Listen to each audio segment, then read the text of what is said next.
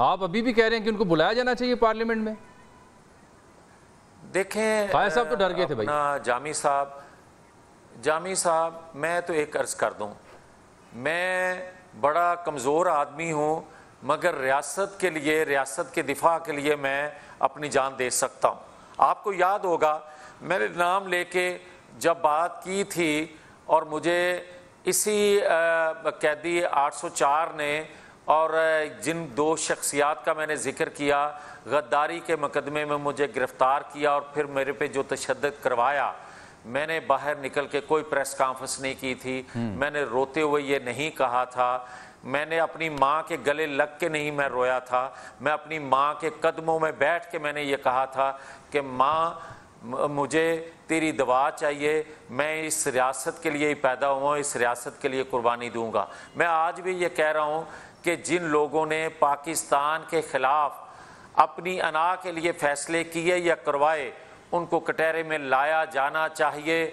भले मैं एक दफ़ा तो क्या 1000 दफ़ा मुझे भी कोई कटहरे में खड़ा करे, मेरी शहादत की ज़रूरत हो, मैं वो भी देने के लिए तैयार हूँ, मगर जब तक आप कटहरे में लेकर नहीं आएंगे पाकिस्तान के मसाइल का हल नहीं आप यानी साबिक आर्मी चीफ और साबिक DGI जनरल फैज साहब का जिक्र कर रहे हैं कि उन दोनों को लाना चाहिए कटहरे में?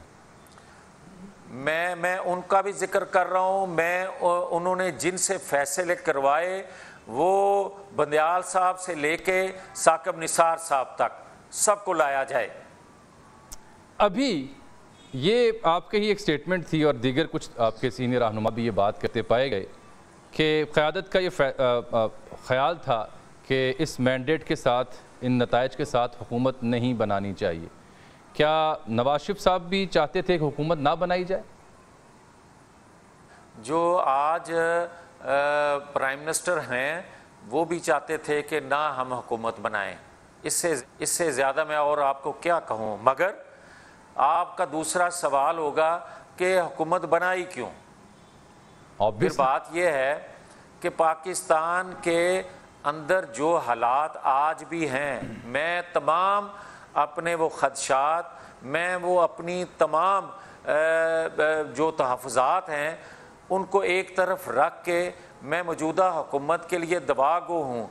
भले कोई हमारी जमात से कैबिनेट का हिस्सा है या बाहर से कोई हिस्सा है या लाया गया है या दिया गया है, मैं दुआगो हूँ कि उनके तजर्बे से, उनकी मेहनत से, इस गर्दाब से वो पाकिस्तान को निकालने में कामयाब हो जाएं। अगर अल्लाह करे, मेरी भी दुआ है, मेरी भी दुआ है काम शरी के तौर पर। मगर जामी साहब मेरा जो तजर्बा है, जो मैं माहौल देख रहा हूँ, जो मैं इर्द गिर्द से चीज़ें सुन रहा हूँ, जो सहूलतकारी मैसर रोज़ बरोज़ बढ़ रही है अडयाला के हवाले से, जो फैसले देख रहा हूँ, जो दबाव देख रहा हूँ, वो पाकिस्तान के अंदर से है, पाकिस्तान के बाहर से है, उसको देखते हुए मेरे अंदेशे और बढ़ रहे हैं कि कुर्बानी भी रायगा ना चली जाए 18 माह की तरह। अच्छा, यानी आपको खदशा है कि ये हुकूमत शायद ना चल पाए? मैं जो कहना चाहता हूँ जामी साहब वो मैं कह चुका। मेरा फिर भी आप समेत सबकी दुआ है कि जब भले कोई भी बैठा हो इस गर्दाब से पाकिस्तान को निकाल। बिल्कुल, ये तो हर शहरी की, हर सहाफ़ी की, हम पाकिस्तानी हैं, पाकिस्तान है तो हम हैं, हमारी भी दुआ अल्लाह करे ये निज़ाम चले, डिलीवर करे, आवाम को सुख का सांस मिले। लेकिन मियाँ साहब जो आपने पहले बात की कि कुछ चीज़ें, कुछ लोग आपको ला के दिए गए फिर हुकूमत बनी, अगर लोग भी ला के दिए गए हुकूमत बनाने के लिए तो फिर ज़िम्मेदार आपकी सरकार कैसे होगी अगर नाकामी होती है तो? यार मेरी बात ये है कि मुझे अब इससे सरोकार नहीं है कि जो इंजन है वो मेरा है, जो स्टीयरिंग पे बैठा है वो मेरी जमात है।